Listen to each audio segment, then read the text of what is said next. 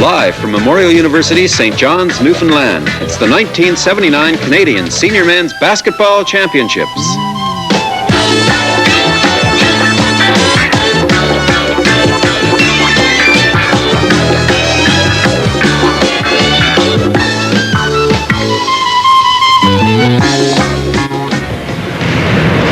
Welcome to Memorial Gymnasium for Game 15, the championship game of the Canadian Senior Men's Basketball Tournament. British Columbia going against Manitoba in what should be a terrific game. George Warren is with me for this game. George, what do you look for between these two teams? Both teams are very similar in style. They both play a very deliberate, controlled game. They both use pattern plays. Both have good outside shooting. If there's going to be anything that makes a difference, the only edge that I can see in any way, shape, or form is BC's height. And if they can make good use of the big men, it could give them the advantage in the game. I think it's going to be I would expect a 2 to 4 point difference at the finish, whoever wins it. One of the things I look for is a fantastic matchup between the two great sets of guards. For British Columbia, Bill Robinson, Alex Devlin. For Manitoba, Martin Riley and Greg Daniels, who's not as well known as the other three, but he's a fantastic guard. He's proven that here in this tournament. Yeah, I think you've hit it right on the head. Those two pairs both get their teams going the way they have so far in the tournament, it's going to be a dandy. I mean, there's just no way that's going to be tremendous basketball to watch without We've got a great atmosphere here, too. The fans are literally hanging from the rafters. There's people, all the seats are filled. They've been filled for a long time. There are people standing everywhere, sitting wherever they can find a space, almost hanging from the basketball hoops along the side of the gym wall.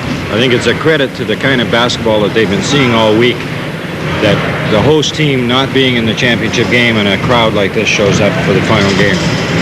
That's right. Well, this game has been sold out for a few days, and people know that they're going to see great basketball no matter who's in it. We've got this huge British Columbia team, as we mentioned many times, 3 players, 6'10" tall. Manitoba can't match them for height, but they're probably a faster team on the whole. Yes, much quicker, really. If BC puts the 3 big men on, Manitoba's game, I'm sure, will be fast break and quick setup to try to take advantage of the differential in speed. We saw 2 fabulous games last night. Manitoba defeating Nova Scotia, the defending champions, and then British Columbia in overtime, coming back when they were trailing by 2 points with just seconds to play, putting the game into overtime, and then beating Ontario in the overtime period quite handily. I just hope we don't have another one like that tonight. I shouldn't say that, but for my sake of my nerves, I hope we don't. George, we were talking to the coach of the Manitoba team, Jim Bullock, about tonight's game. Let's listen to what he had to say.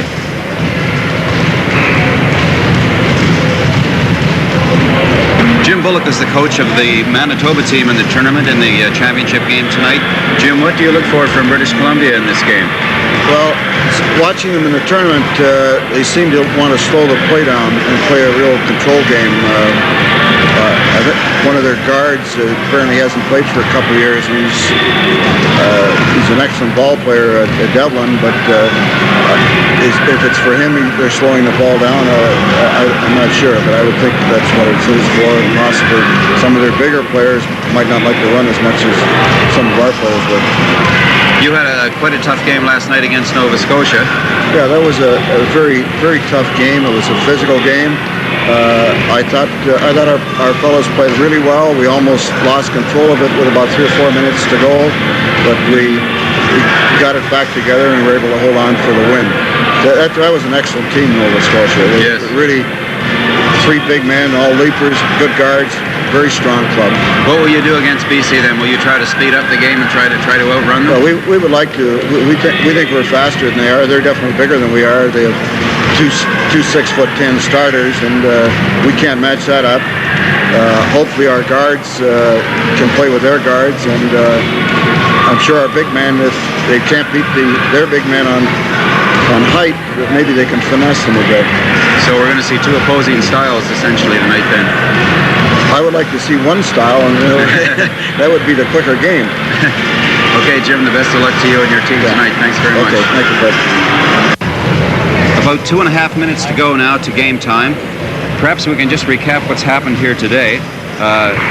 In the game at 5 o'clock to settle 5th and 6th place, Alberta defeated Newfoundland in an exciting game, 87-75. So Alberta finishes 5th in the tournament. Newfoundland finishes 6th. Saskatchewan was 7th. Earlier in the day, Nova Scotia defeated Ontario, so Nova Scotia will be 3rd, Ontario 4th. The only two positions left to be decided now, George, 1st and 2nd, the big ones. Right, 1 and 2. It's interesting. It shows the intricacies of the importance of the draws, the point spreads, this kind of thing. It was sitting in the hotel room thinking back on the games this afternoon, and it dawned on me, Ontario finished in 4th place with a record of 1 and 3. Alberta finished in 5th place with a record of 3 and 1. Not hard to figure that one out. And Alberta beat Ontario as well in the game, right? So it's a hard one to figure out sometimes. It's just the luck of the draw and the point spread. Manitoba, the key to Alberta was that loss by more than 23 points. That's right. They allowed themselves to get bombed by Manitoba, incredibly, and that put them down so low in the standings. That's right. Excellent team they have too. Tom Bishop is a super player, but Greg Hess and Bruce Wright and a number of other players are outstanding on that team. It was interesting today to watch when Bruce Wright wasn't on the floor. The Alberta offense went nowhere. That's right. As soon as they put him back on, they were right back on top again. It was. It shows you the importance of that guard that directs traffic on the floor. As we mentioned, we've got 4 great guards here tonight. Perhaps the 4 best guards in the tournament. That may be debatable, but no doubt that 3 of the 4 best guards in the tournament are here tonight. I think no one would question that. Just deciding who those 3 guards are of that 4 is that's right. Anybody's guess, I suppose. I should mention that after the game there will be an awards presentation. There will be, of course, the championship trophy to the winning team. Also, there will be an all-star team, awards for the top scorer, the top defensive player, and finally the most valuable player in the tournament. Should be interesting to see the selection. The committee, I know I've been sort of keeping tabs on the committee, and they've been working hard. They've been at every game. Whatever they come up with, nobody's going to agree with totally, but what they do come up with will be what they strongly feel from what they've seen, and nobody can question that. It's a group decision as well, and I think I'm looking forward to hearing who they pick. Right. Now we're going to get the starting lineups from the public address announcer.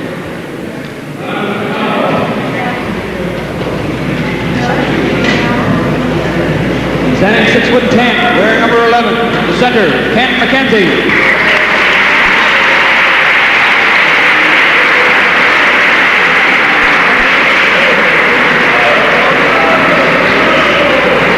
Standing 6'10", playing forward, wearing number 12, Kurt Randa.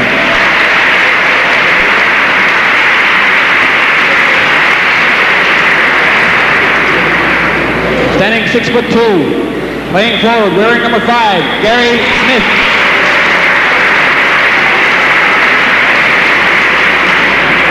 Standing 6'2", wearing number 7, playing guard, Alex Devlin.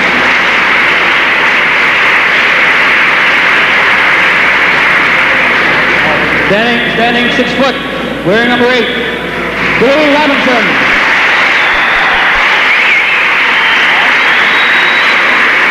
BC going with a starting lineup with only the 2 big men. Now the home team, Nicolet in from Manitoba.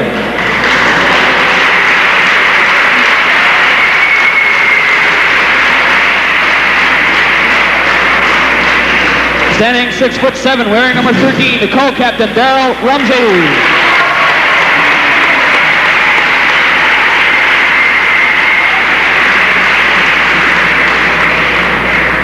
Standing 6'5", wearing number 12, playing forward, Terry Burns.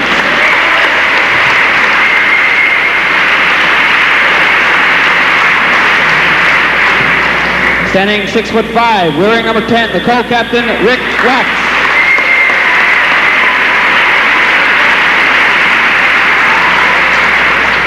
Standing 6'1", wearing number 8, playing guard, Greg Daniels. And wearing number 5, standing 6 foot, playing guard, Martin Riley. Officials for tonight's game, the referee, is Don Grant from New Brunswick. The umpire is Don Matthews from Ontario.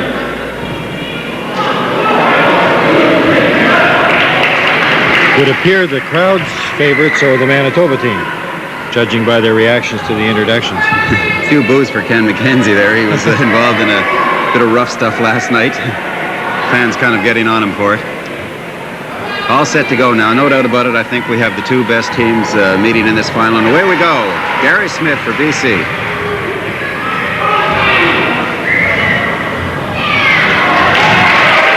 Manitoba taking over. Martin Riley.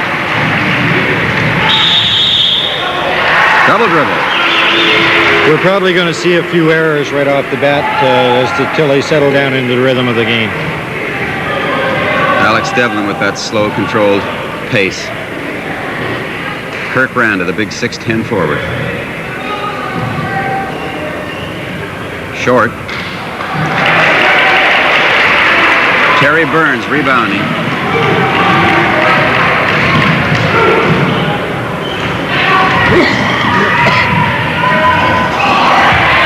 Ken McKenzie.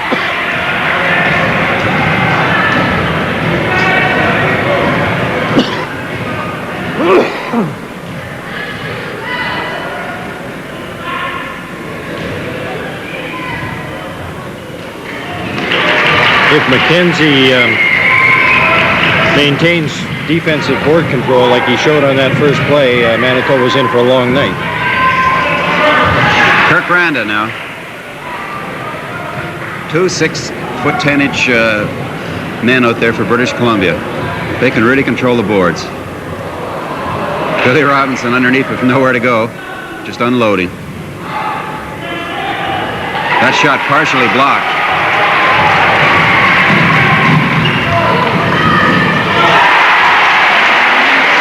Greg Daniels. Watch this guy because he's good. The first points in the game. 2-0 now, Manitoba.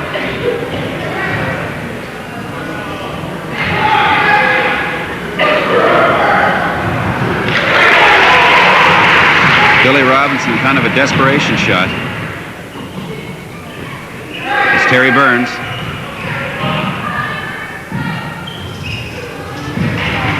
McKenzie on the rebound.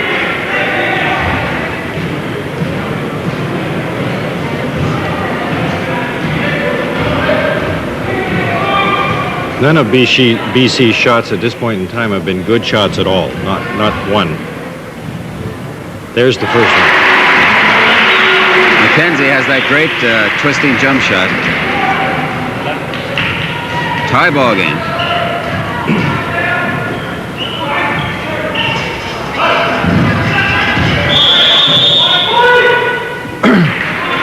We're likely to see some scoring now that both teams have tasted the hoop.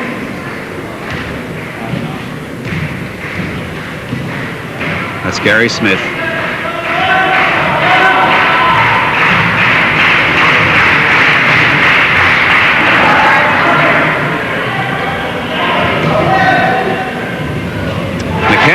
McKenzie looks like he's hot from the outside tonight. He's kind of hard to stop from the outside, too. He's so tall. Martin Riley. What a matchup there. Martin Riley and Billy Robinson. Fouls on number 12, Terry Burns. First foul of the game.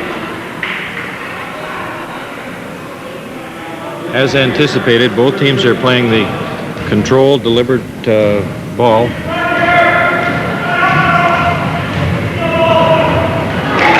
Devlin losing the ball. Trying to drive through the middle, no place to go.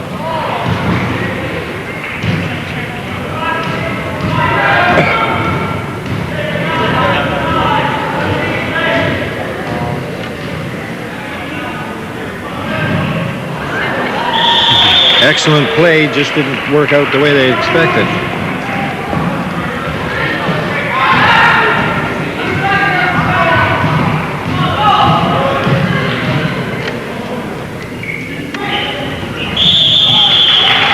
Fouls on Gary Smith for pushing Rick Watts.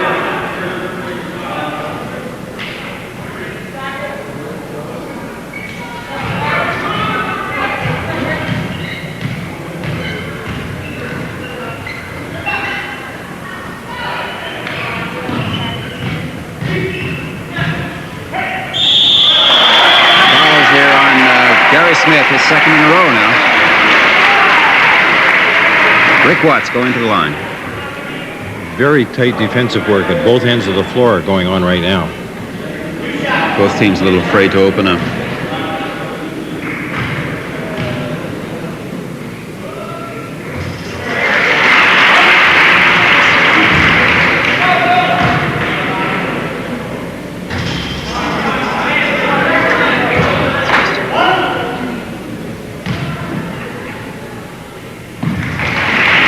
Two points for Rick Watts.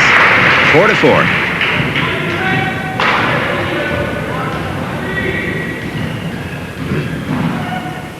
Oh, nice check by Watts. Darryl Rumsey.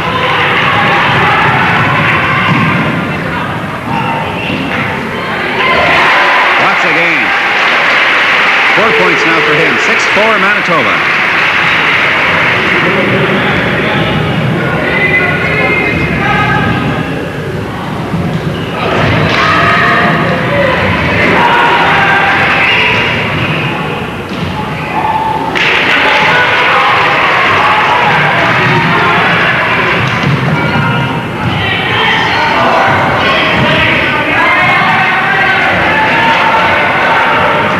Oh, McKenzie all alone. Oh, really racked up.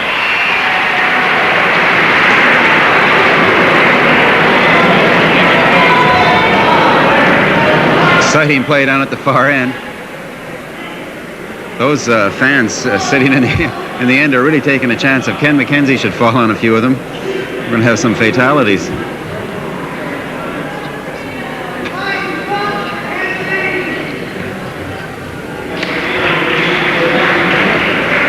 Five points now for McKenzie. 6. Ken McKenzie 6, Manitoba 6.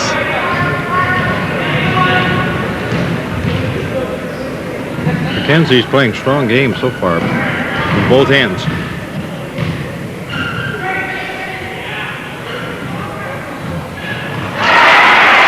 Greg Daniels. 4 points for him now. We've got McNeil in now in place of Bill Robinson. McKenzie.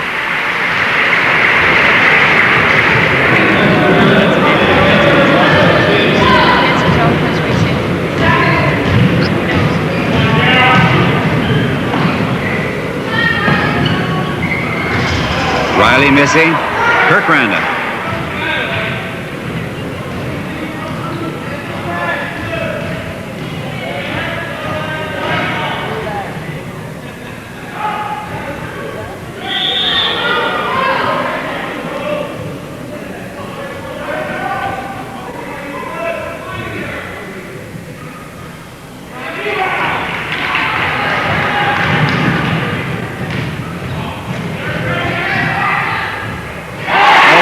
Shot by Terry Burns. Manitoba getting excellent outside shooting at the moment. Burns just squeezed that by the end of the backboard. Little Mike McNeil. Gary Smith. Now we're starting to see some shooting. 10-10.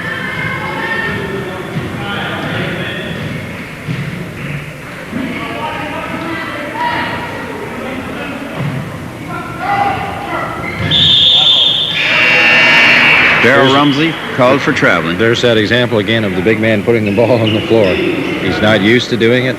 It usually ends up in a mistake somewhere along the line.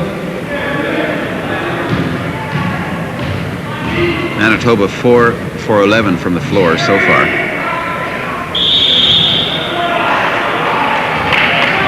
Fouls called on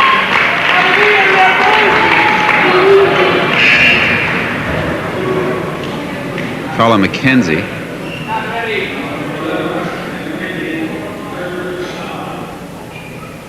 John Bond now coming in for Gary Smith. So for the first time in the game, we see the 3 6'10" forwards in there for British Columbia.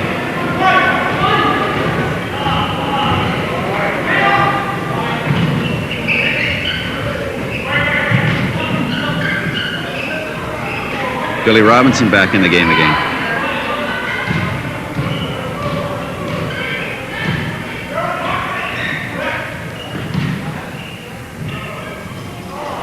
Randa to Devlin.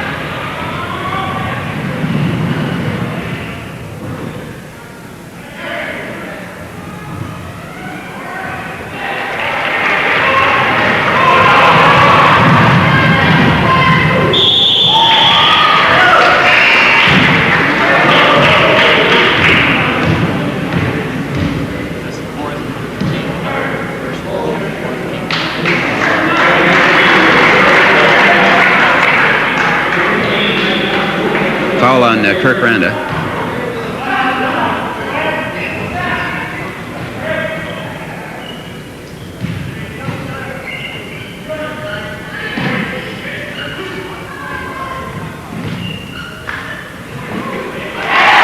Greg Daniels. 12-10 Manitoba. 6 points now for Daniels.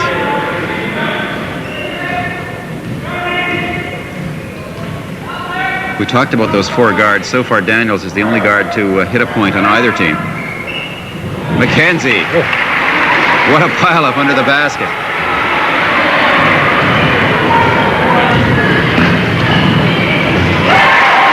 Daniels again. Oh, he looks hot tonight. That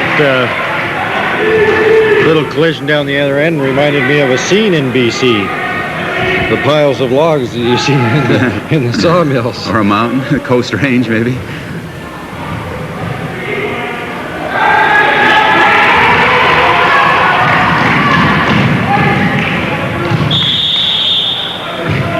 Traveling. Daniel so far is taking the leadership role with the team, even ahead of Riley at the moment. That's right. We haven't seen much from Riley yet. He's being guarded very closely too by Robinson.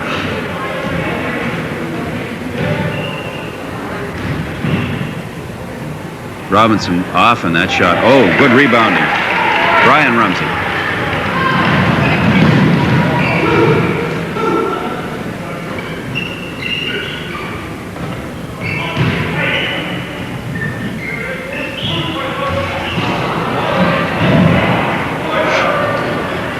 (14-12), Manitoba leading, almost halfway through the first half now.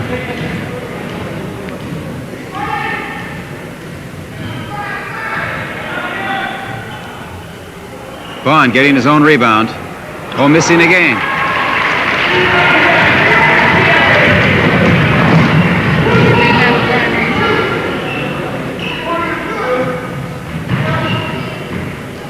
The other games, Bond showed fairly good shooting ability from that range. He's just off on those 2. That's right.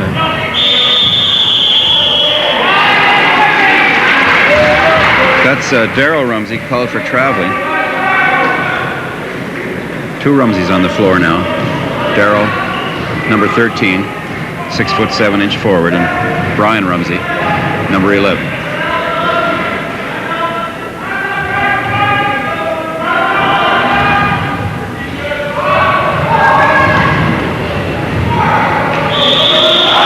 Got a jump.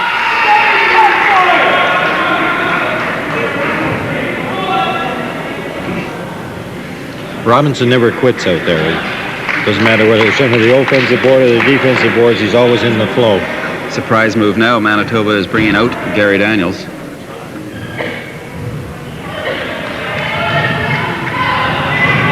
Grant Watson in. Manitoba getting more height in the lineup.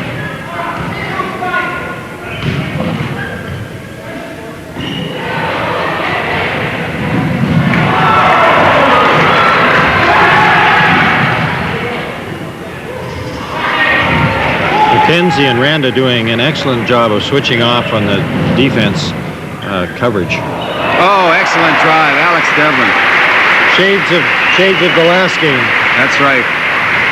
He really hurt Ontario last night with those kinds of driving layups. Fouls on Bill Robinson, pushing off on Martin Riley.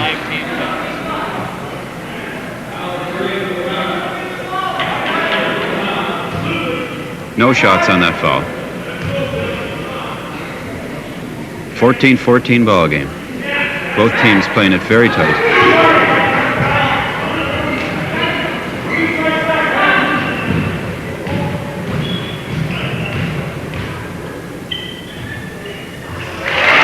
Rick Watts. He's a good shooter. The way these teams work the ball, we could end up with the lowest scoring game in the tournament. It's certainly looking that way. Or the highest. Going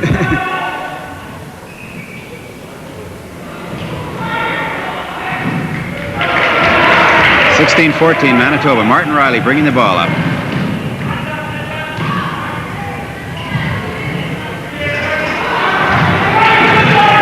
Ryan Rumsey. Riley missing 2 shots in a row.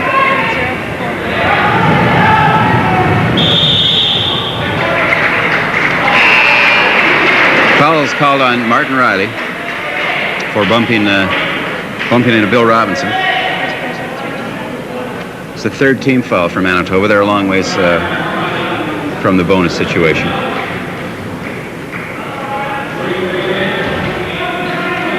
So far, the referees haven't had all that much to do.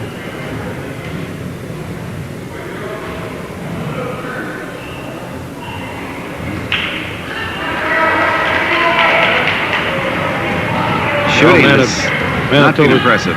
Manitoba coming down for the 3rd time to try and get a 4-point lead for the first time in the game. It's been a very elusive for both teams at this point.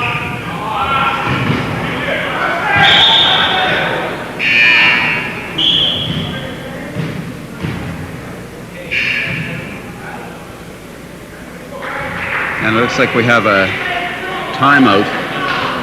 Timeout Manitoba.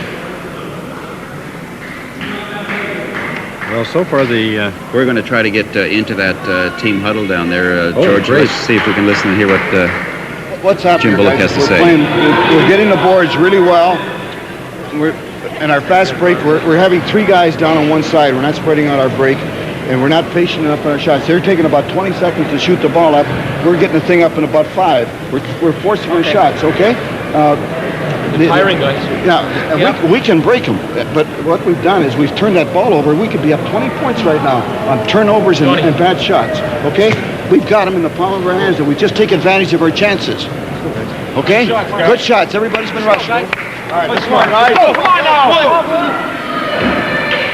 Should explain that the fans viewing the game are luckier than us, George. We are not able to hear what is going on inside the huddles, but because of the mic in there, the viewers will be able to.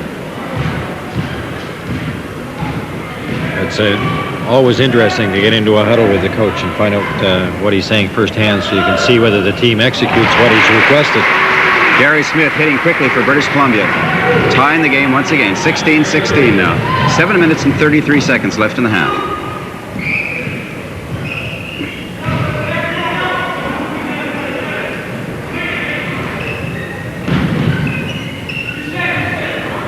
They're making sure that Riley does not get a clean shot. That's right. Big Darryl Rumsey. He's not the smoothest looking ball player in the world, but he can get the job done. He's very good underneath, really, and if they can get it into him, he's usually close around the bucket.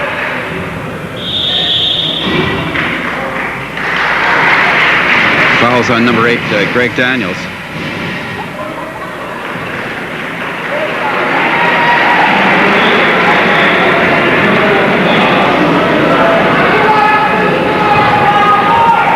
Fourth team foul against Manitoba. Manitoba are only shooting 7 for 20 from the floor. Robinson almost losing the ball.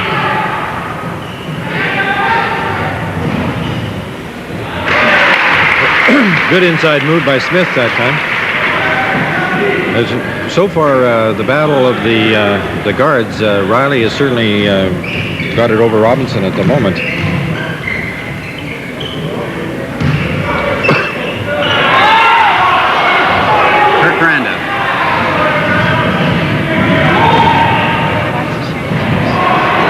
Pretty play, Devlin inside to Smith. Gary Smith is a really valuable player to British Columbia. Excellent combination, those two. 8 points for Smith already.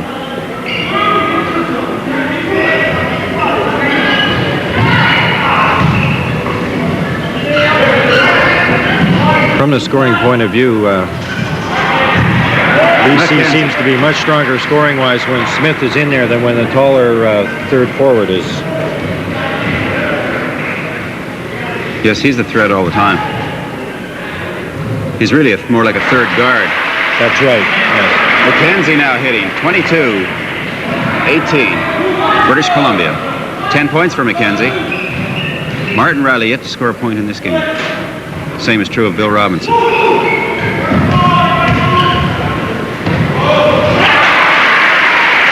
Greg Daniels. He's playing an impressive game. That's 10 points now for him. Our first 4-point lead dissipated very quickly. Alex Devlin again making a super play. He's just, for the size, he's playing inside ball extremely well. He's so deceptive underneath.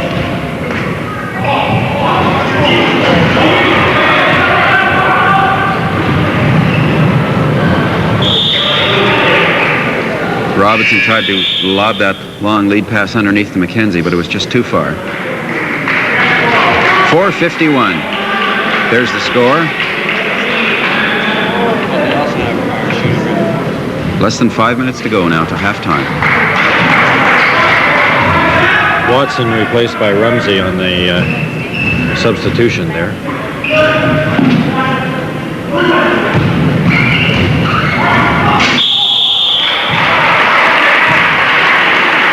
They are all over him like a blanket as soon as he gets that ball. Little Martin Riley was squashed in there like he was the inside of a sandwich.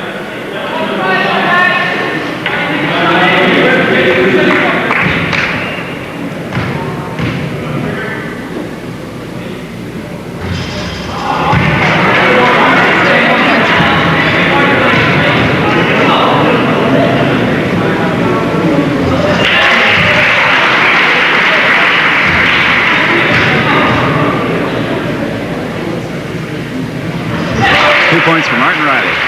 24-22, British Columbia.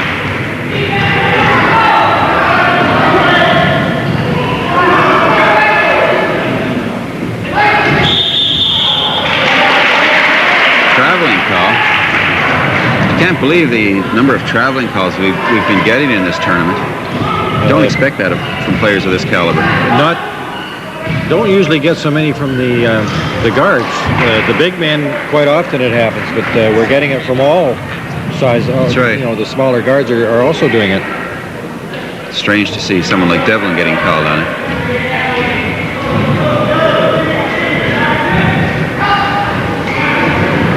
McKenzie.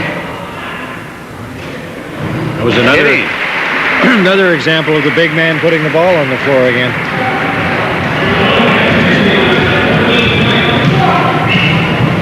McKenzie is 6 for 9 on the night. 12 points for him. Excellent shot by Daniels. Well, he's keeping Manitoba in it. 26-24. He's got 12 points.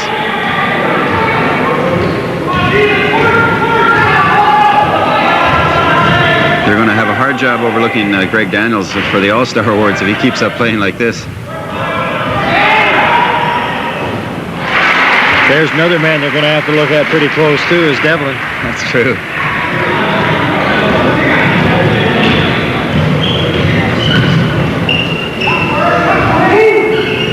Darryl Rumsey.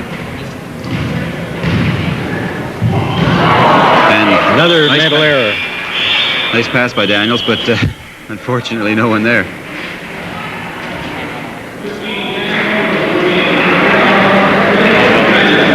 Randa getting a rest.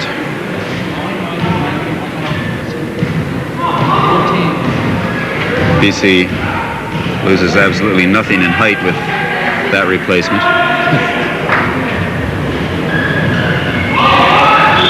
There's Smith again under the basket.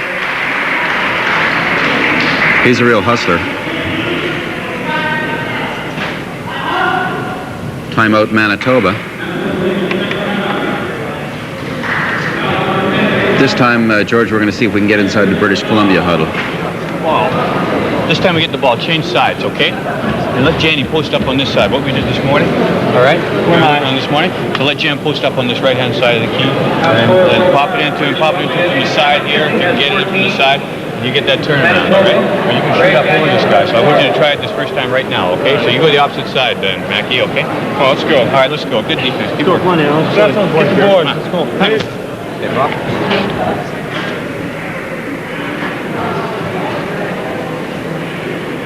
Back to the live action again. A lot of the fans in the bleachers are getting a good, keeping in good touch with the Manitoba huddle here, their position. That's right. They've got, they're jogging to the next two rows behind the bench as well.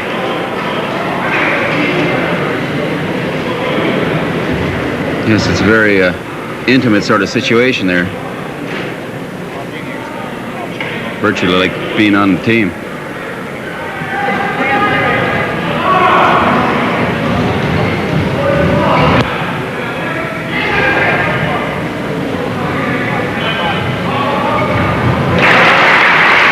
Super outside shot by Devlin. That was hard to believe. 30-24, British Columbia. Biggest lead of the game. Martin Riley has really been tied up so far. Bond, and called for traveling.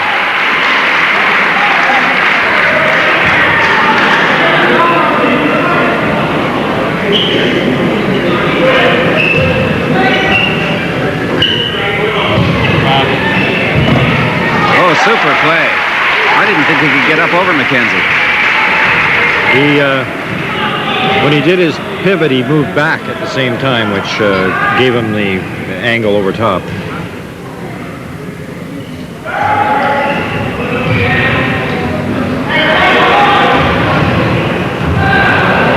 Robinson.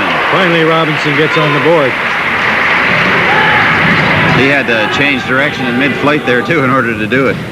First 2 points of the game.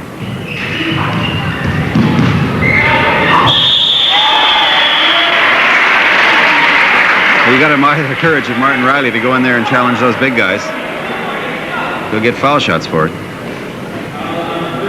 32-26, British Columbia leading. Martin's getting a lot of coverage when he's on the floor. He sure is.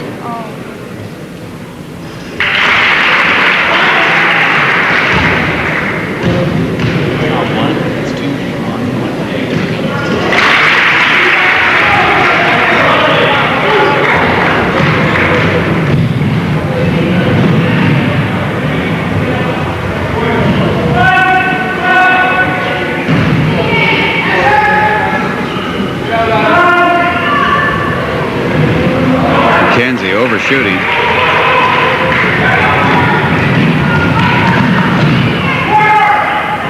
Two men on Riley again.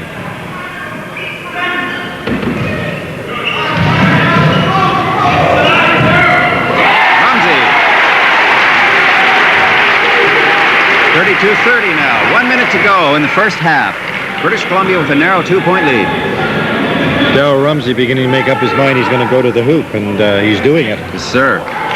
Now McKenzie underneath, tied up, and they're calling it a jump ball.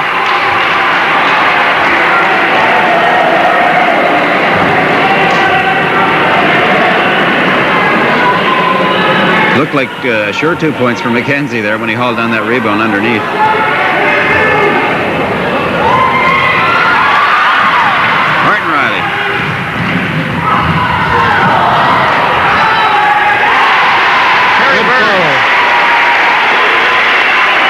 tied up. 35 seconds.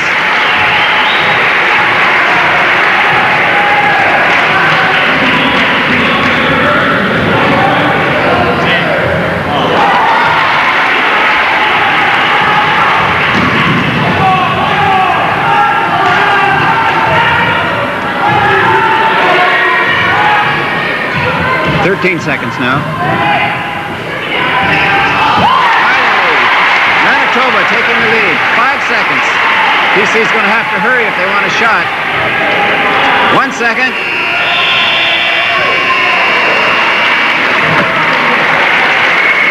Strange turn of events there, George. It looked like British Columbia was going to carry a lead into the second half.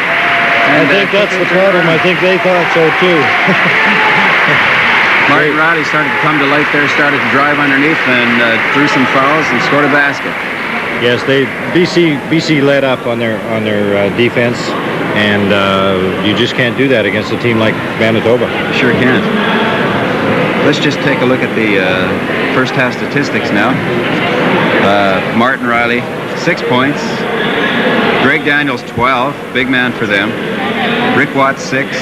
Terry Burns, 4. Darryl Rumsey, 6.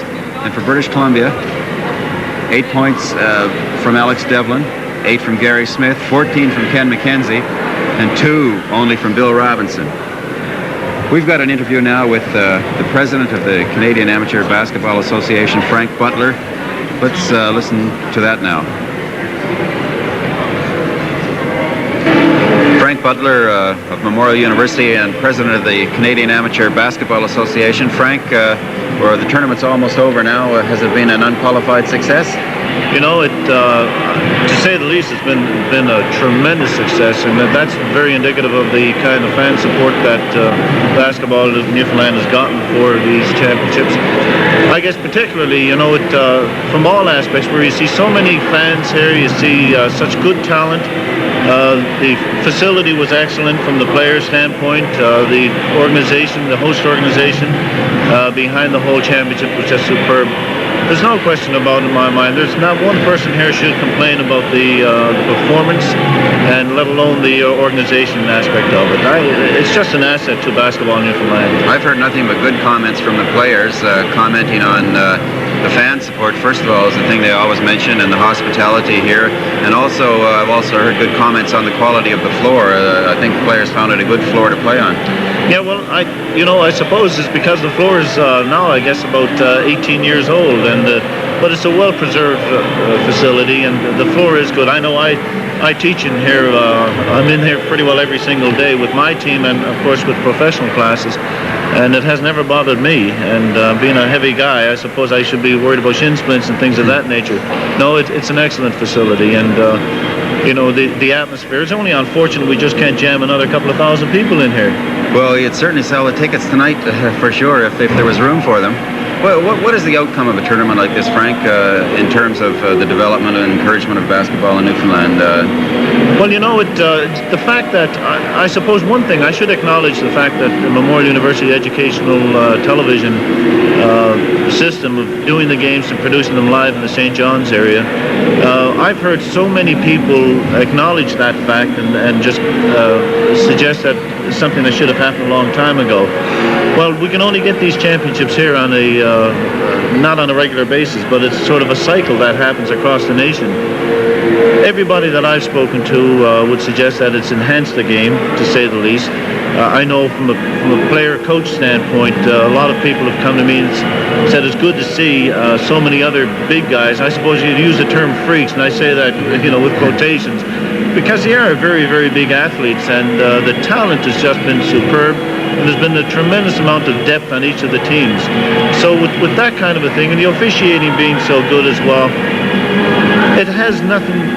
The only thing you can suggest is that it's got to improve the game all the way down the line, you know. And spectatorship is one good aspect of it too. But playing the game, it's an excellent game to play, and there's good pageantry behind seeing the tournament, you know, here in a confined area. And like I said before, you know, it's just too bad we just didn't have a larger facility, because I know they're out there at the doors right now trying to get in for sure. for the championship. All day they've been trying to get tickets. That's right.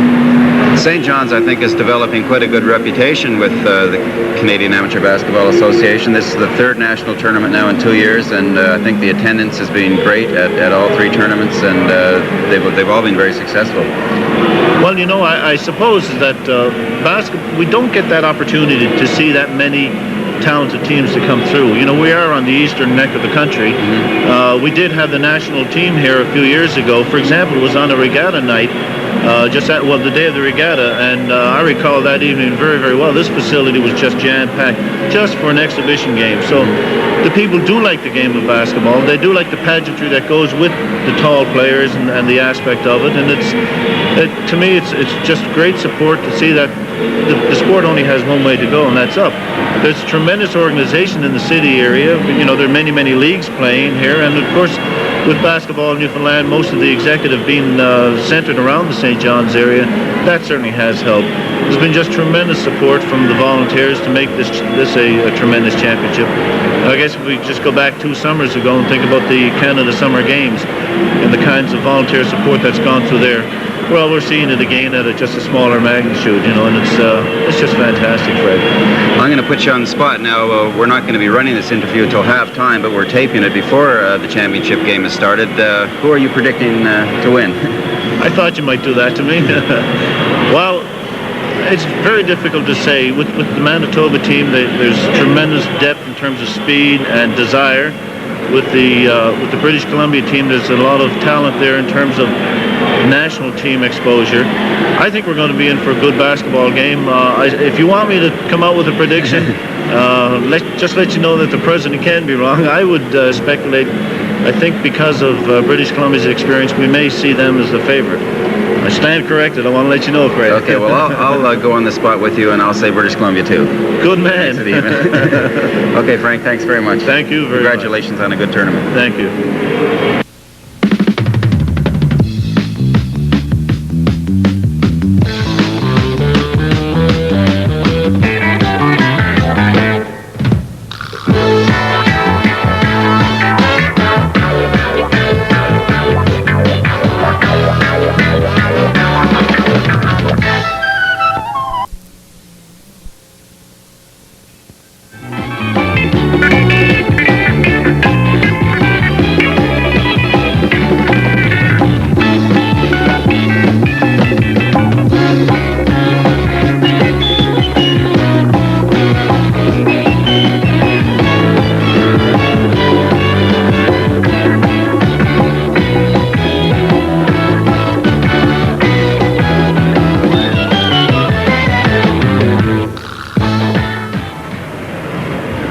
Almost set to go now for the second half, about 1 minute and 40 seconds before we get underway. 34-32 score, as you can see there. George, what do you expect for the second half? I think pretty much more of the same. As I indicated beforehand, I expected both teams to come out, play a controlled pattern game, and they've been doing exactly that. I really don't expect them to change. The only difference we might see is one or both of the teams throwing a zone defense in. At this point, we haven't seen a zone on either end, and that British Columbia pulled that in overtime. The other night, and they just might try it again. I can't believe that we're going to see guards like Robinson and Riley continue to be shut out the way that. Well, Robinson only has 2 points and Riley 6. The thing is that Gary Smith for BC is picking up the slack because Robinson is covered. On the other hand, Greg Daniels is doing the same for Manitoba. Martin Riley's getting blanketed. Daniels is picking up the slack. It's true. You can't cover both of them that close. So you eliminate one, and Riley and Robinson are both the kind of experienced players, and their teammates are the kind of experienced players that they're not going to try to get the ball. They're not going to try to get the ball to those players when they see that kind of coverage. They're going to accept the fact those men are covered, let the other guys do the job. And both teams have enough talent to be able to do that. All we'll have to do is wait and see, I guess. One thing we should say now that after the game, after the conclusion of the game, there will be an awards presentation, not only the championship trophy and plaques to the members of the winning team, but there will be an all-star team selected, awards for the top scorer, the top defensive player, and finally the most valuable player. So we'll be looking forward to that. The buzzer sounded. We're just about set to go.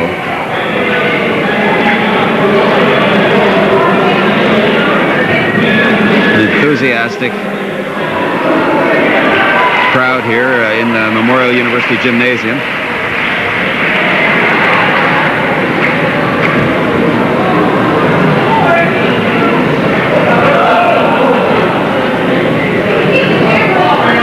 Not sure what the discussion at center floor was. That's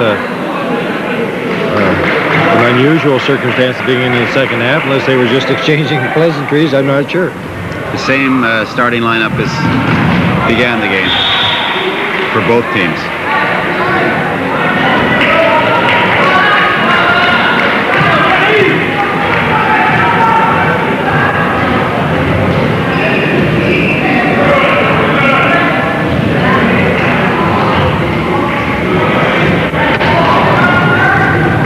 Interesting, under the defensive boards that time were Smith and Devlin rather than either of the big men. Good move to the hoop by McKenzie.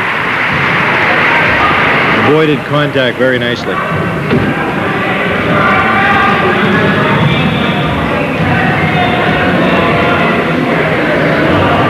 That's Rick Watts. Oh, nice shot, and it's good. Gary Smith fouled him. He'll go to the line for a chance to add to that. I believe that's Smith's third foul at the same time.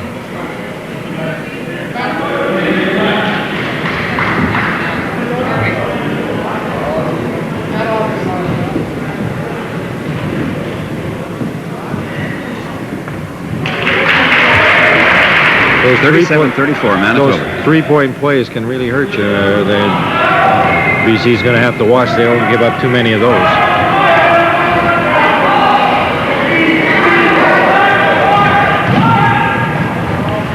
Oh, lovely shot by Bill Robinson. More like his old form there.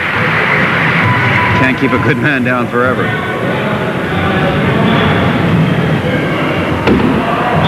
Look at that rebound by Terry Burns. And he's going to... Oh, that's on Gary Smith, his fourth. That means trouble. John Bond getting up quickly now.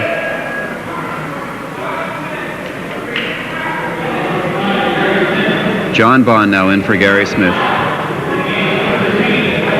That could really affect BC's chances. Changes BC's strategy, very definitely.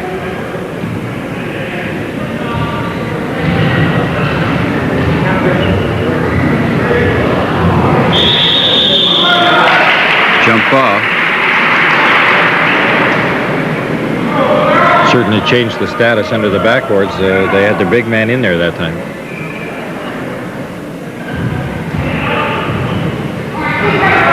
BC winning the jump. 37-36, Manitoba up by 1.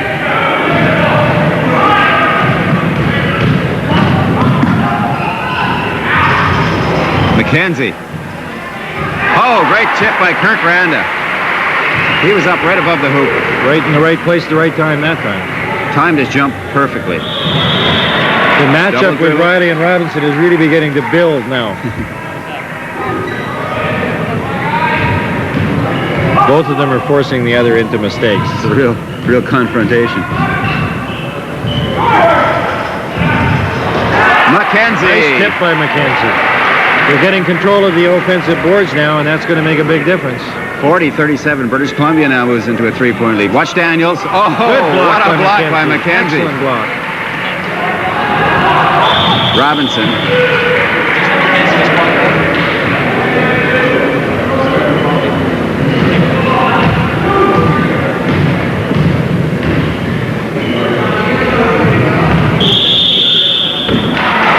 Traveling on Burns. Again.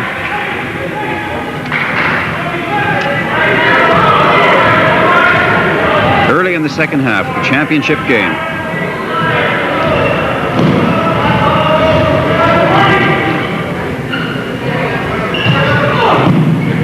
Kirk Randa. Missing, McKenzie there to back him up again. They're playing a good 1-2 punch under the offensive boards. They're now. starting to take control of that offensive board. 20 points now for Mackenzie. Here's the battle of the giants again. Another foul on Bill Robinson, fouling, pushing into Martin Riley. 42-37. British Columbia with a 5-point lead.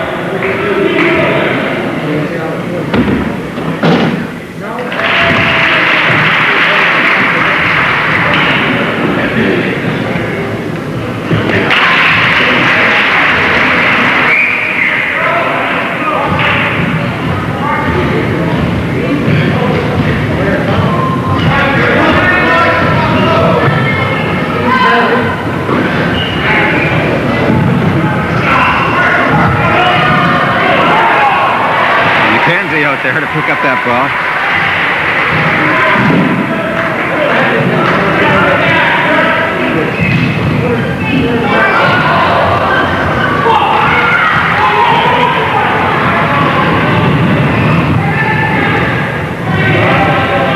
Excellent combination play by the two guards. Just misfired. Daniel seems to be having a little problem with his footing. He looked like he was going to trip badly on that drive towards the basket. He managed to regain his balance. 42-39, British Columbia over Manitoba. This is the championship game.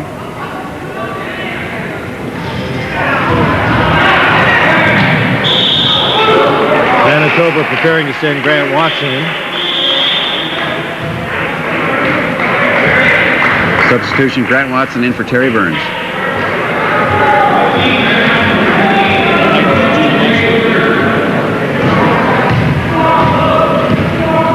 Manitoba trying to get a little more height in there. Watson is 6'7".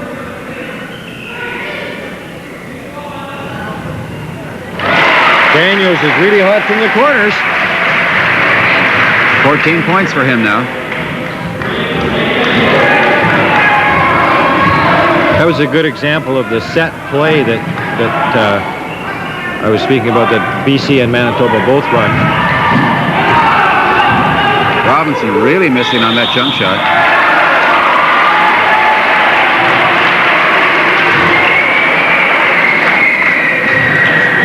Foul called against Randa. That's his third personal.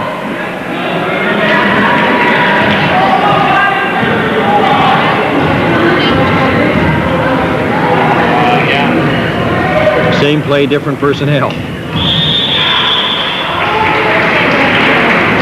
Double dribble.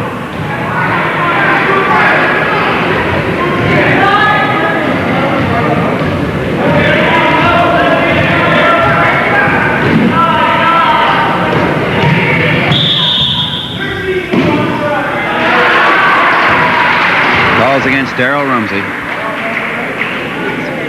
That's his first personal. 42-41. British Columbia in the lead.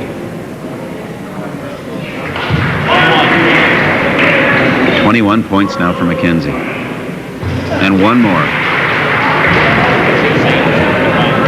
50% of the BC output right there. That's right. I believe that's the most points he scored in any game so far of the tournament. Yes. Certainly saved it for that basket. Should count. Yes, it is. Three-point play coming up again, too. A free throw by Rumsey now would tie the game.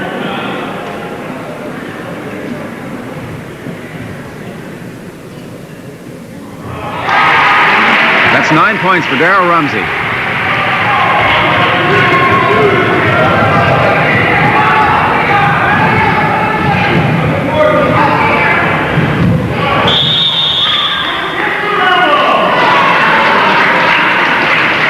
Watts can't win whenever he's moved in this half. He seems to be doing something wrong. He's had a travel, he's had a double dribble, now an elbow.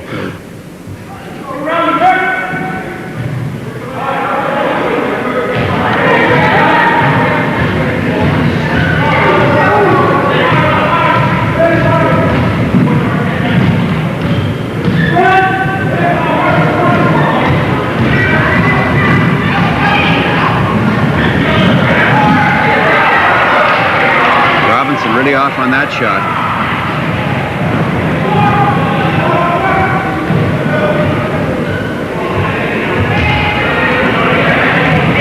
Oh, sensational. Darrell Rumsey. Nice pivot to get that shot away. 10 points for him now, and he's put Manitoba into the lead. I think that's the most work he's had at the pivot section in any of the games so far in the tournament. McKenzie ties it up. We're getting to see these big men really perform tonight.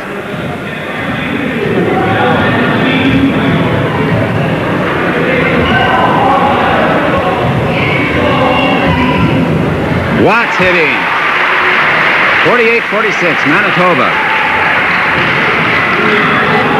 He's probably saying, finally I did something right, too. 11 points now for him.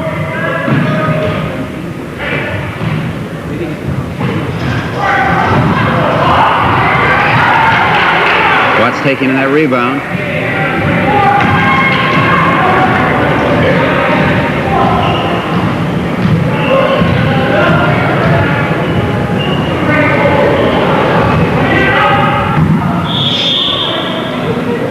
Big Darrell Rumsey went crashing into that crowd in the end.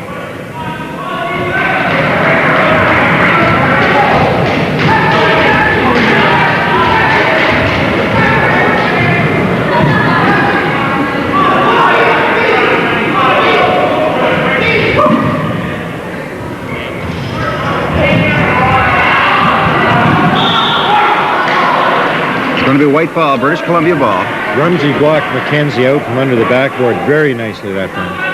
Unfortunately, the ball bounced off and back over to a BC player and then out of bounds. Look at that big man handle the ball and drive.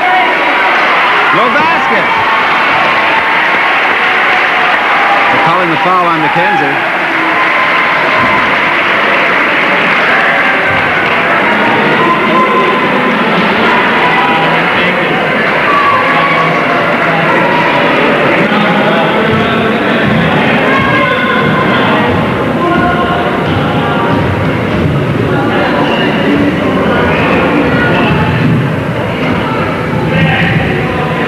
Watson. Excellent move, excellent shot. Just didn't go down.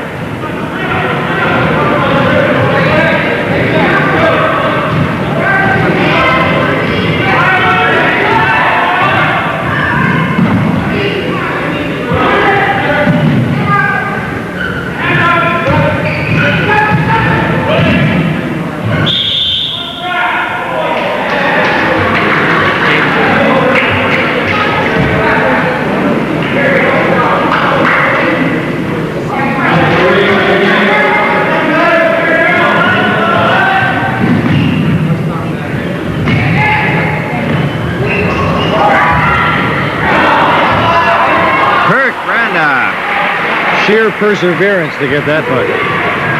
He was determined. He tied the score now, 48-48.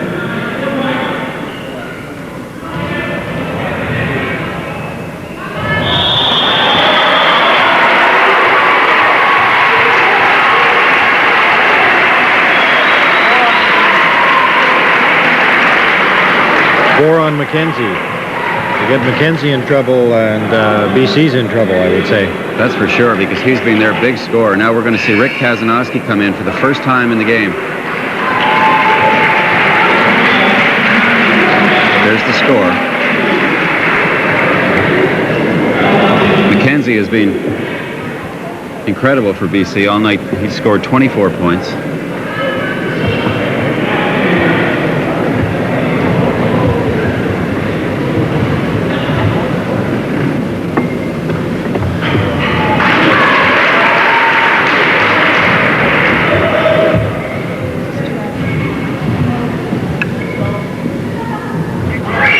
Points now for Darrell Rumsey. Manitoba 2 points into the lead.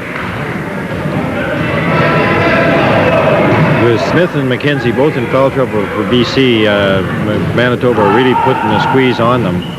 They're forcing the play on defense, and BC can't afford any more people in foul trouble. John Bond chose to pass off underneath instead of go up for the shot. Kazanowski just couldn't react quickly enough. Riley drive. Oh, nice shot.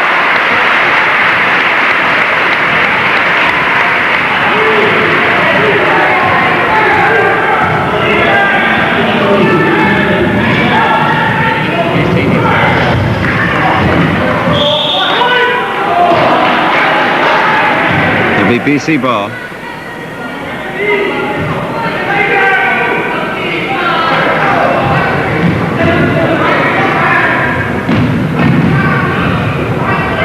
Riley just took that ball away from Robinson.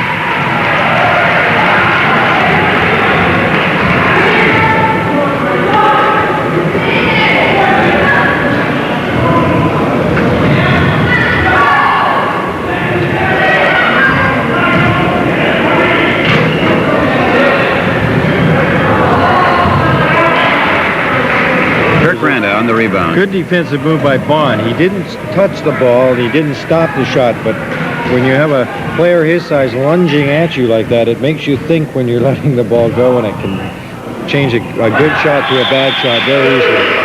BC throwing the ball away there. Substitution.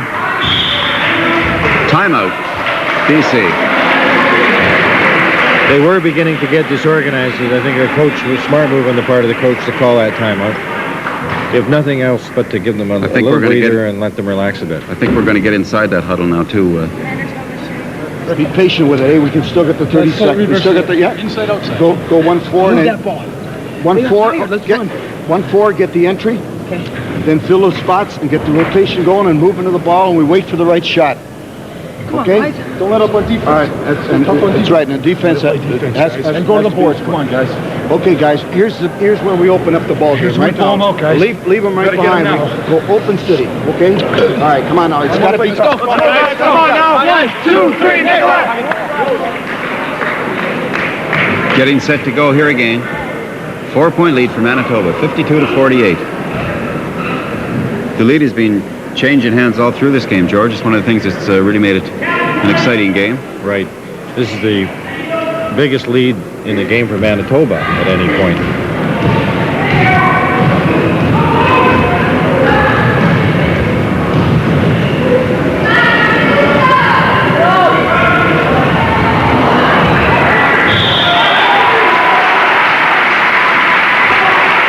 John Bond checked Burns underneath, but he was called for fouling.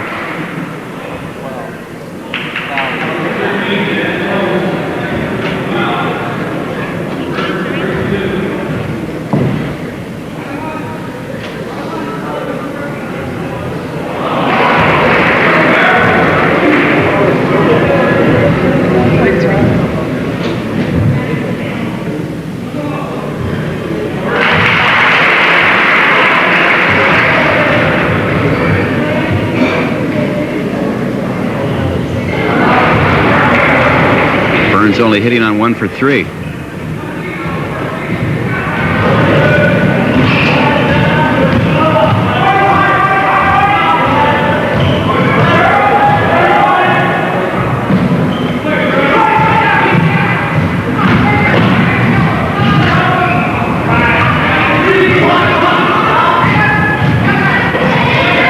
Excellent feed by Devlin. Excellent feed.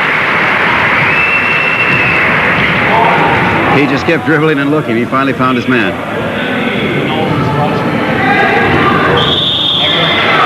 Rumsey and Randa. Randa's going to get into foul trouble very quickly. Four fouls on Randa as well. So we now have 3 BC players with 4 fouls. This foul situation is really getting critical for British Columbia.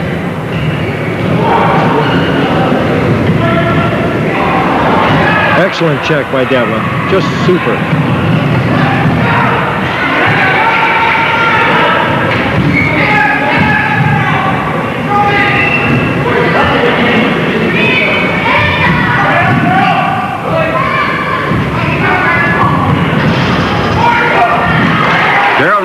Rumsey again blocking out extremely effectively under the defensive boards.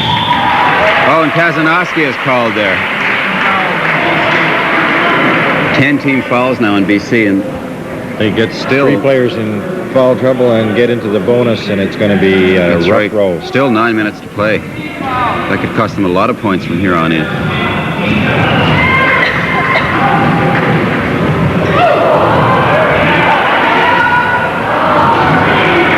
Randa to Bond.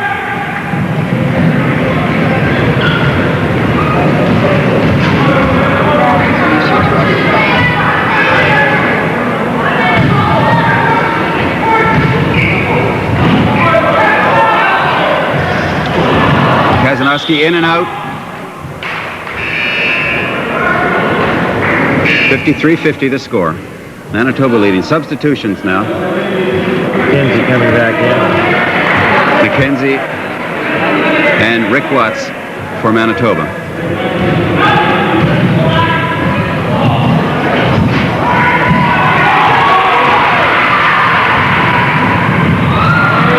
Excellent combination play between those two guards.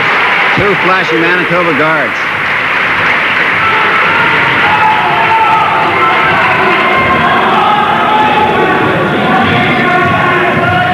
Five-point lead again for Manitoba. 55-50.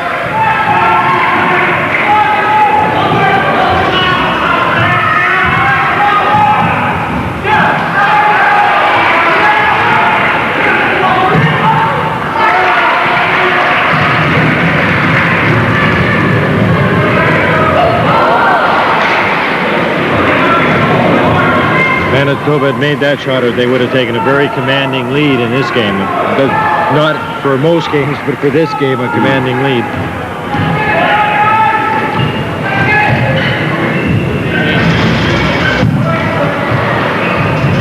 Randa and McKenzie teaming again.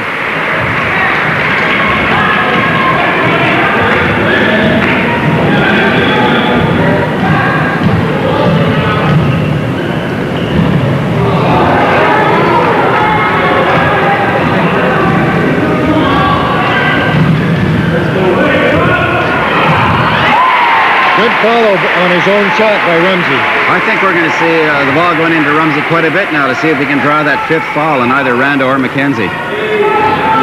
15 points for him now.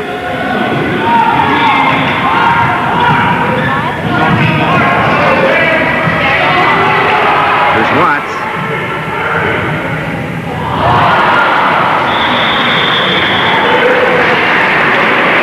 One pass too many on that play. Alex Devlin got in the way, but knocked the ball out of bounds.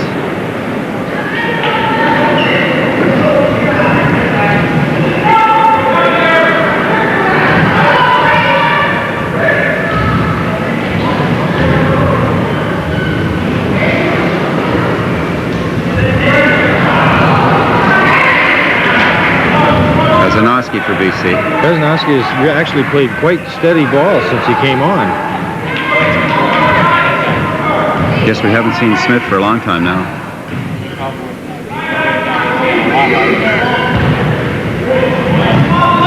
Three British Columbia players with 4 personal fouls on them. Riley intercepting. Riley on Robinson. Randa getting back to haul in the rebound.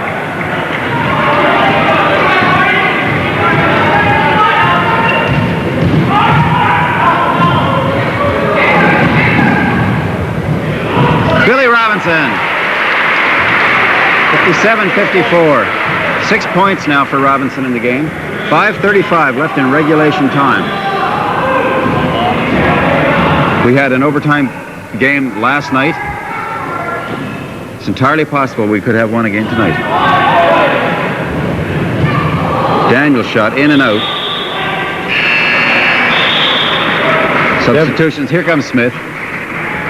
So we have 3 players on the floor with 4 fouls. So they say something's got to give. Well, they have, with 3 of them with 4, they just have to ignore them and go and play their game. That's about what the coach is saying when he puts that third He just foul out. he wants his best men in there. Right. Smith is such a good shooter.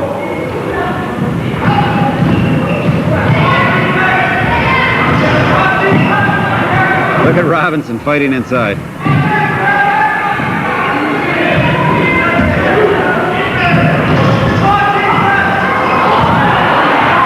incredible. Excellent follow by 3 the shots big for man. BC without a basket. Oh, a great tip by Randa. Smith. Finally goes in. They must have had 7 shots anyway in that exchange. 57-56. Once again, a 1-point ball game. Great action. 4:24 left in the game in regulation time. Rumsey just off on that move. He executed it well, just a little off center on his shot. None of the BC defenders being too aggressive with him. Nice move by Devlin. Fouls on Terry Burns.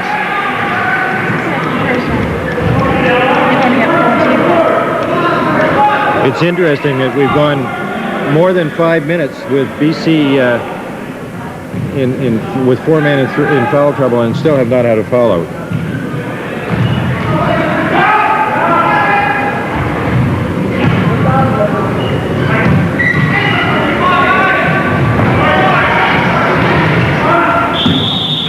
Excellent hustle on the part of Randa. Manitoba still in the lead. Randa's giving 150% out there right now. Oh, that's going to be it for That's Kurt his 5th Randa. foul. That's his 5th foul.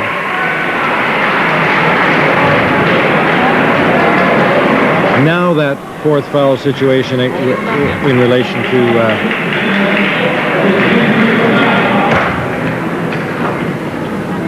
with McKenzie is even more important now. Now with Rand out, then McKenzie has really got to be careful. That's right. They can perhaps afford to lose 1, but to lose 2 would certainly be deadly for them.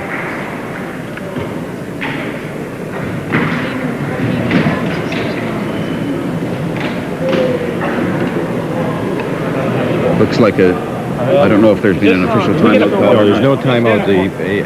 On a foul out in FIBA rules, the coach has a period of time in which to select the player to replace the person Let's fouled listen out. to that British Columbia huddle now, George. Now look, I'm going to take this timeout with 2 minutes. 2.5 minutes. I'm going to call this timeout and see what the situation is then. If we get ahead, let's go zone. Who's coming in? As soon as we're ahead, Cat. As soon as we're ahead, let's go, Cat. Come on, Cat. Okay. Okay, BC set to go now. They've come back with Kazanowski. Obviously, Coach Bob Steves was pleased with his play while he was in. Kazanowski certainly doesn't hurt them as far as height's concerned. He goes 6'6". As you said, he's already played well when he's been on the floor, so they're not losing much from that aspect either. 7 points now for Terry Burns in this game. Manitoba 3 points up now in British Columbia.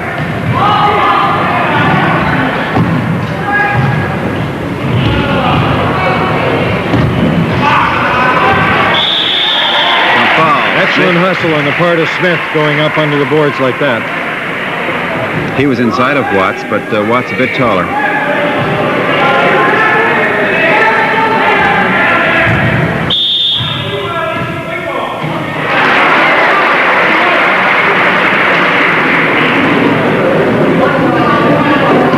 It's going to be British Columbia ball on the side.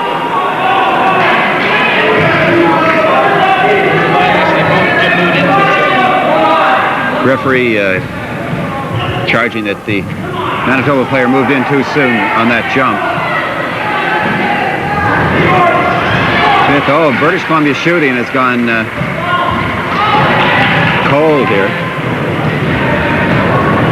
Just over 3 minutes now. There goes Rumsey again. Kazanowski did well under the boards there.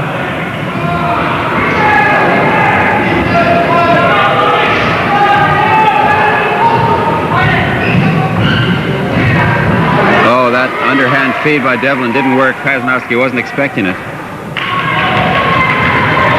2:42 left to go. The teams, of course, cannot freeze the ball. They can't kill time. They have to get a shot away within 30 seconds.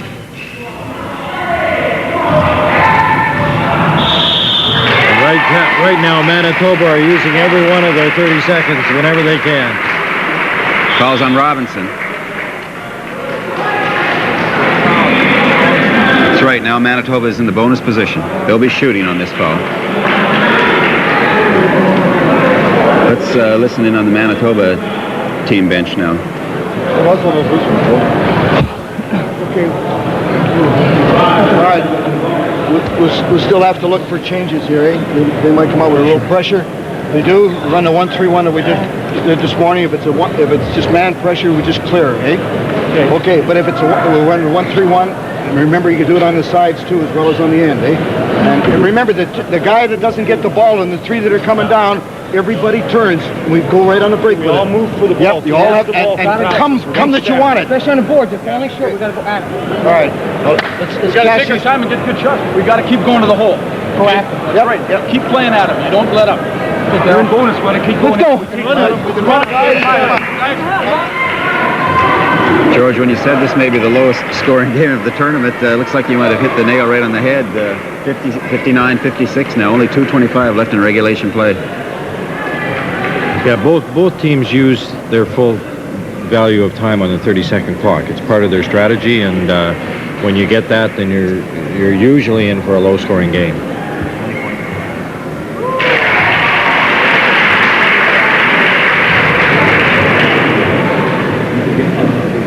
Riley hitting 2 foul free throws. He has 13 points now in the game. 61-56. Manitoba leading. Fouls on Greg Daniels. Alex Devlin will be shooting 3 for 2. Now BC are going to have to change that strategy because they don't have the luxury of taking their full 30 seconds, not being behind by 5 points at this point in time.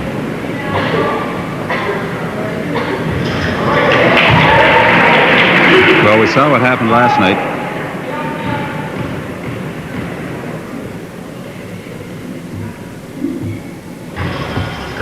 Devlin, a lucky bounce off the rim there.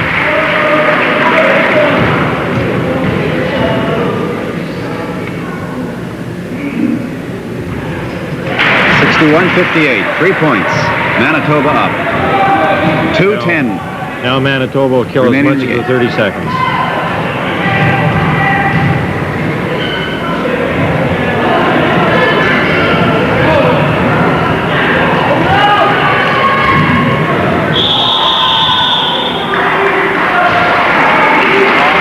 Calls on Kazanowski. Manitoba will be shooting 2.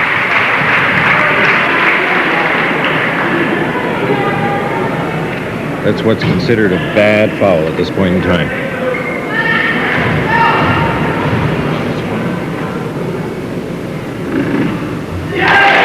Terry Burns.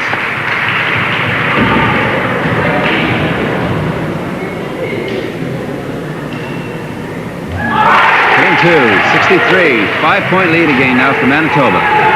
9 points for Burns.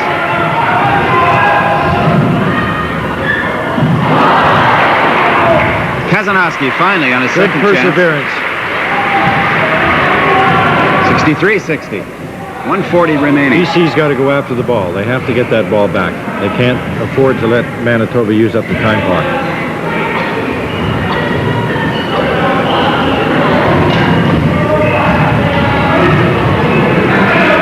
Ten seconds left on the 30-second clock. Riley driving. Daniels, Riley. Got to get that shot away. Yes, it counts. He just got it away. And Robinson is furious. Robinson, McKenzie, and Devlin all after the referee on that one. But the shot was in the air before we heard the buzzer.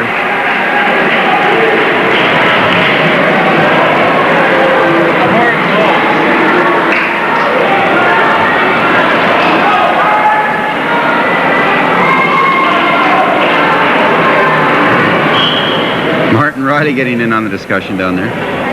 Now the referee is going to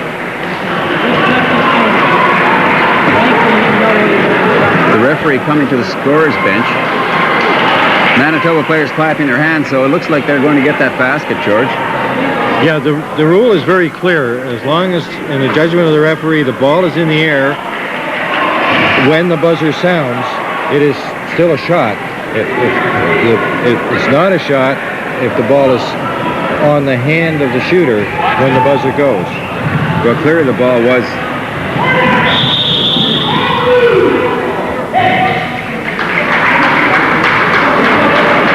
Fouls against Manitoba on number 10, that's Watts. It's his fourth personal.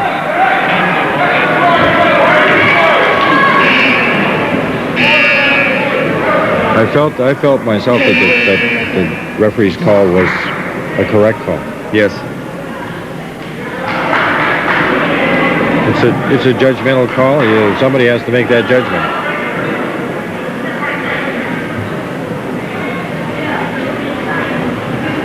Looks like we have another team timeout. BC have to formulate the strategy from now till the end of the game. They've got 1 minute and 7 seconds. They have to know every minute exactly what it is they're planning to do. We're going to the Manitoba bench now, George. Use him unless we have to, eh? But you got him if you're in trouble. But don't get him if he's on a shot. Okay? All right, now look. Get him right away. What is that? It's their ball out here, huh? Right. Okay. Let's use a bit of that clock up. 5-7. Okay. Run it down a bit. Now watch for the pressure on there. Eh? We'll get the 1-3-1 set up. The deep guy, Daryl, he go deep. Right? Okay. Let's go, guys. BC's plight seemed hopeless last night, George, and they came through, but it even seems it looks slightly worse more right hopeless now than tonight. last night, They're yes. 5 points down, 1 minute and 7 seconds. BC ball. Oh, and Kazanowski wasn't watching. Robinson threw it right over his head. Well, Manitoba certainly going to kill the full 30 seconds now. Is it plugged in the wall down there? Chris? Rumsey. Riley frantically waving for the ball out there. Now they get it out to Riley. Long shot. Oh, Terry Burns underneath. McKenzie finally up with the ball. 30 seconds to go. Here's Devlin.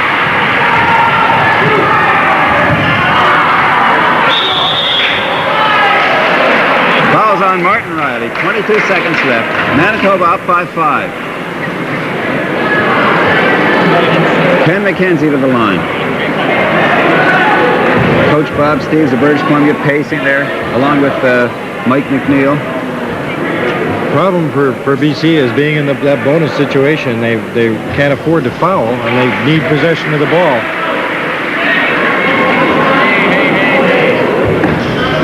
McKenzie will have one more throw.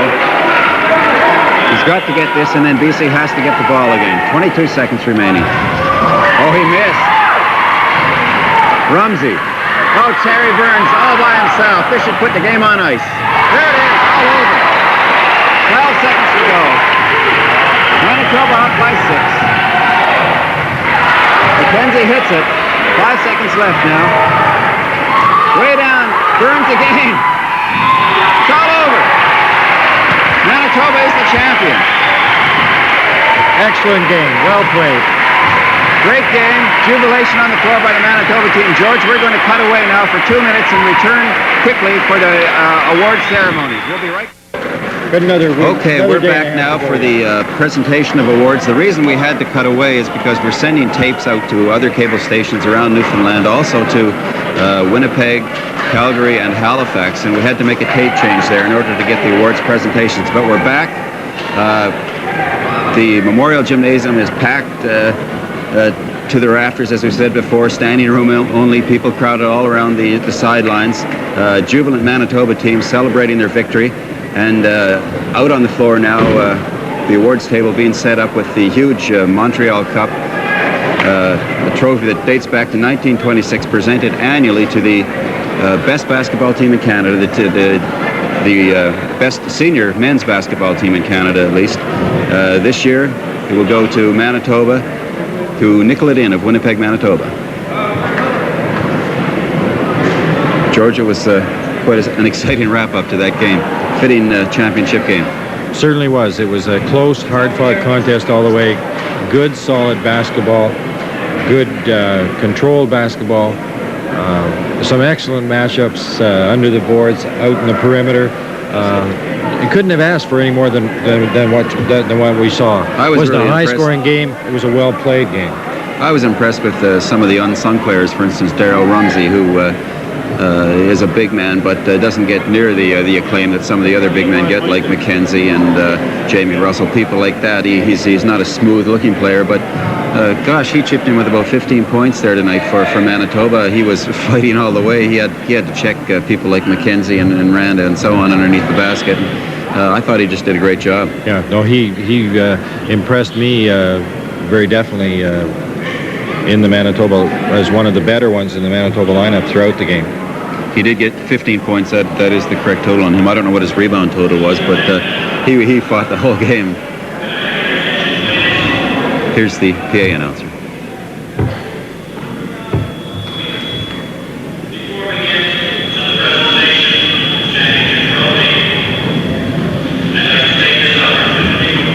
To congratulate the Manitoba representatives, Nicolet Inn,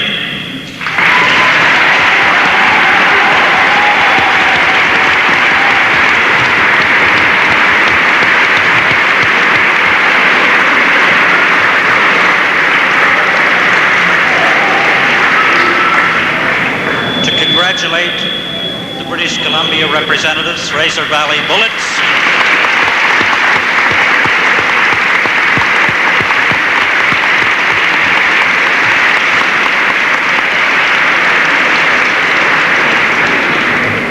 and the other 5 provincial champions who have provided us with a wonderful week of competition.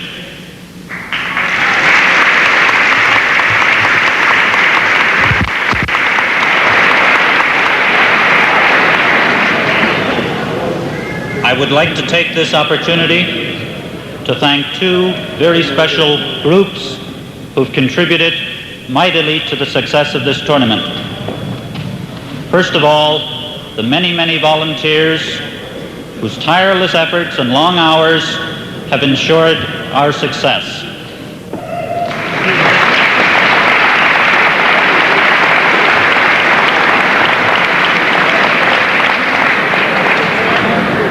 I'd also like to extend our greatest appreciation to you fans, whose interest, whose support, whose appreciation of the play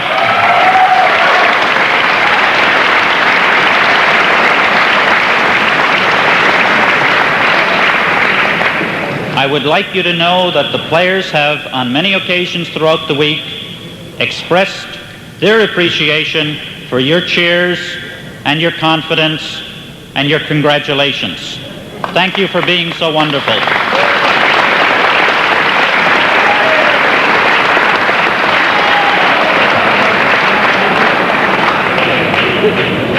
And now, I'd like to call on Mr. Frank Butler, President of the Canadian Amateur Basketball Association, to present to the captain of the Nicolet Inn team the Montreal Cup, which since 1926 has been emblematic of the Canadian Amateur Senior Men's Basketball Championship. Mr. Frank Butler.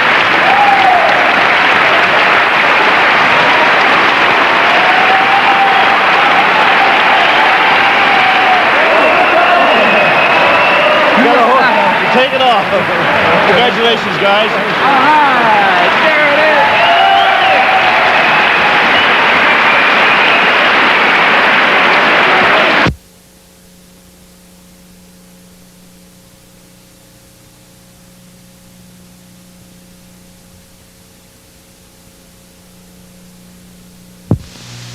Convener of this tournament, Mr. Chris Griffin, to present the CABA plaques to the individual members of the championship team.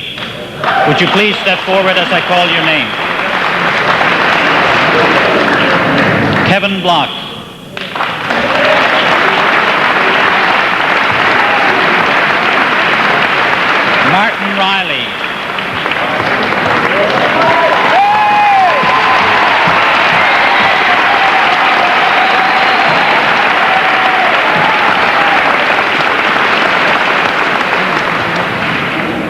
McGuinness.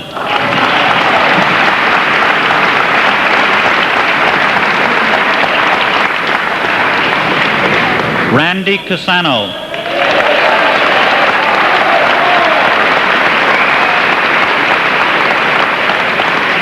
Greg Daniels.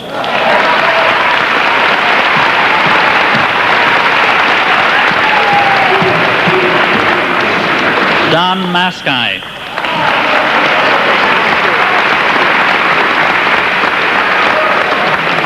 Rick Watts.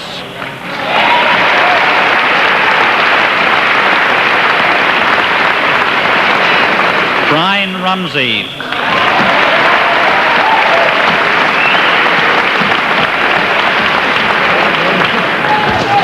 Terry Burns.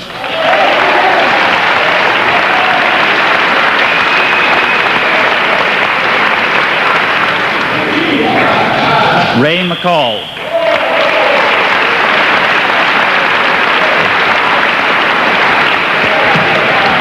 Grant Watson.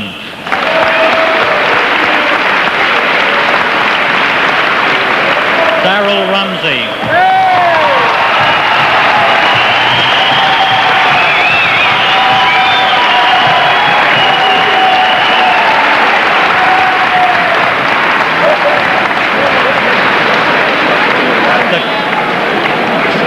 The coach of Nicolet Inn, Jim Bullock.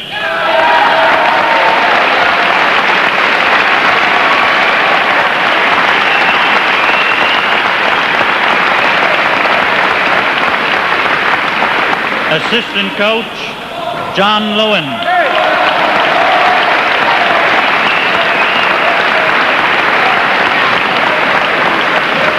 Manager, Morris Glimcher.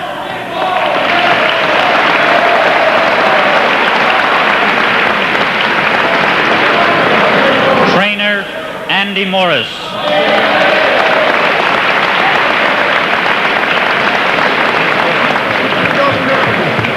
Congratulations, Canadian champions, 1979.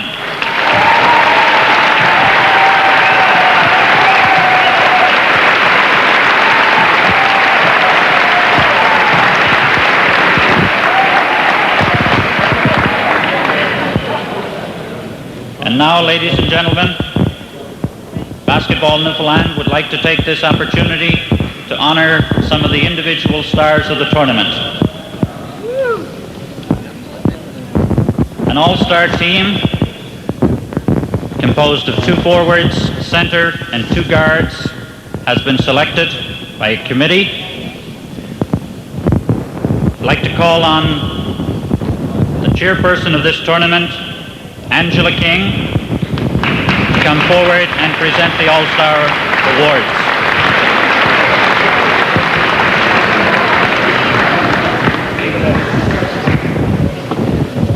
I'd like to ask the All-Stars as they're announced to come forward and receive their award, and please to remain on court so that we can finish all of the individual presentations. At forward, from Calgary Cascades, Tom Bishop.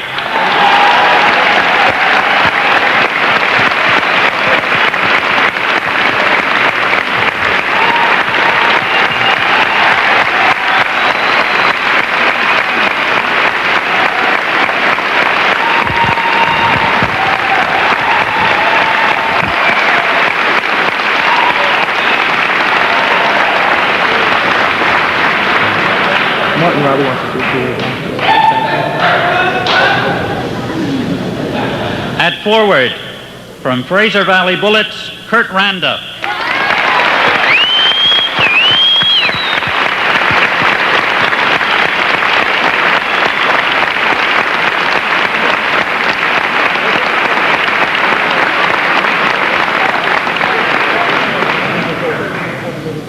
At center, from Halifax Budget Rent-A-Car, Bob Benefield.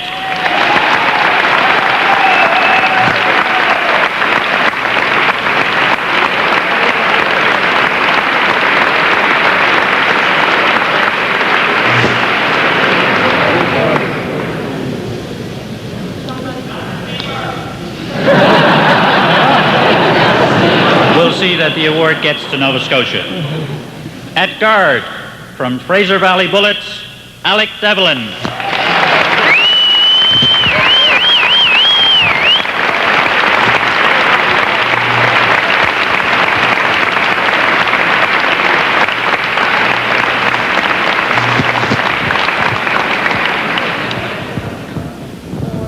At guard, from Nicolet Inn, Martin Riley.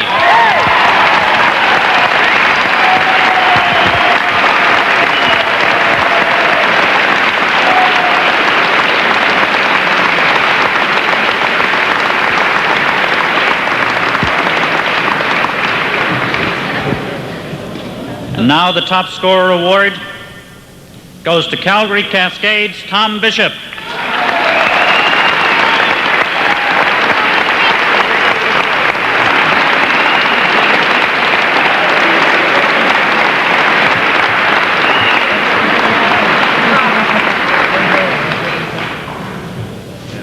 One of the most difficult selections to make in a tournament of this nature.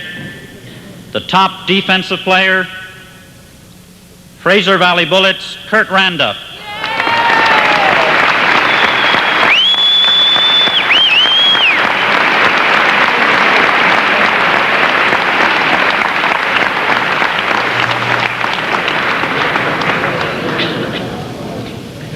And the most valuable player for the tournament, from Nicolet Inn, Martin Riley.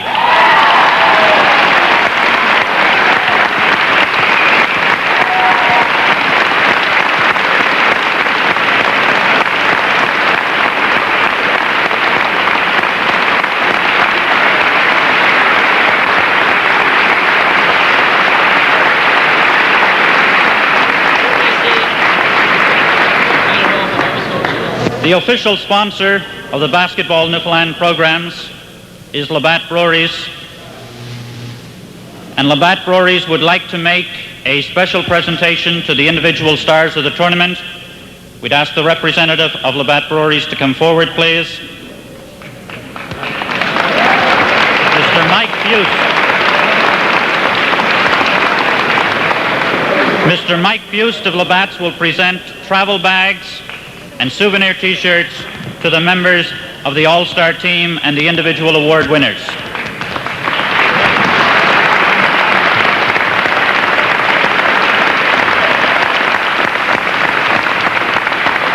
Before you leave, could I have your attention, please, for just a moment? Martin Riley has asked for an opportunity to say a few words. Here's Martin. Thank you. Thank you. What's happening here? Hello. Thank you. I'd just like to thank all the fans and the people who organized the senior championships on behalf of Nicolet. It was great. Great being here. Thanks a lot.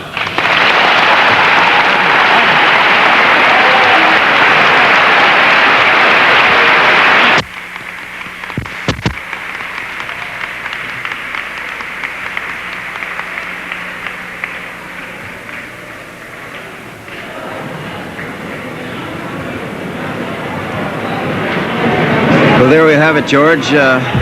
How did you concur with those selections? I thought it was a pretty great team. I wouldn't mind having that as the nucleus of my squad if I was a coach. Excellent choices. There were a lot more in the tournament they could have chosen. You can't choose them all. And, no, that's the problem. I was disappointed, I suppose, to see that Greg Daniels had to be omitted. I thought that the other guard for Manitoba was just an excellent player. He shot well and played well for Manitoba. You have to talk about George Routens from the Toronto Estonia Club.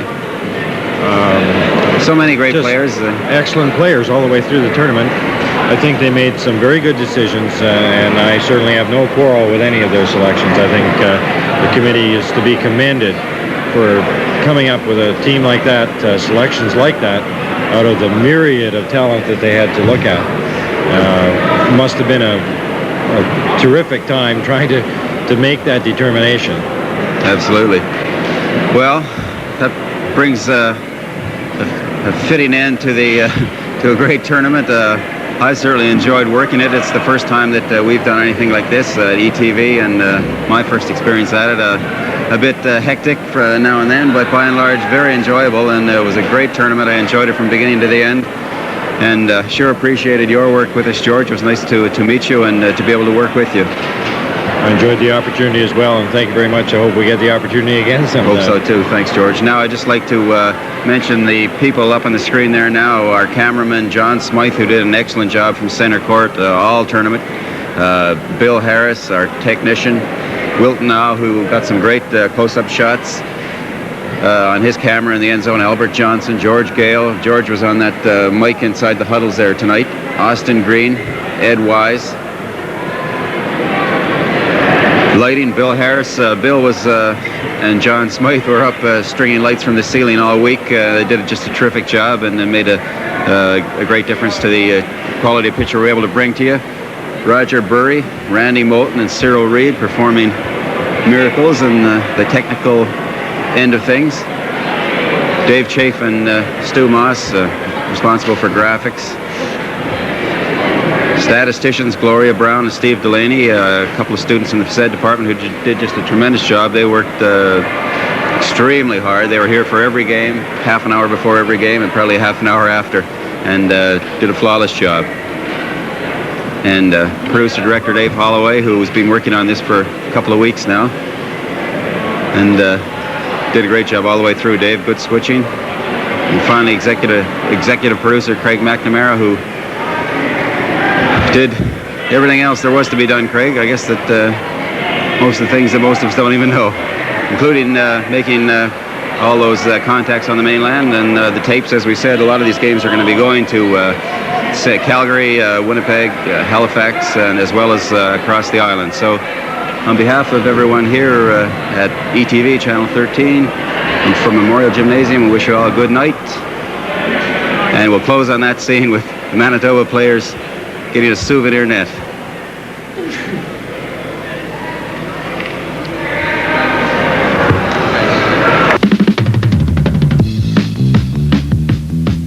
This championship basketball game has been brought to you live on Memorial.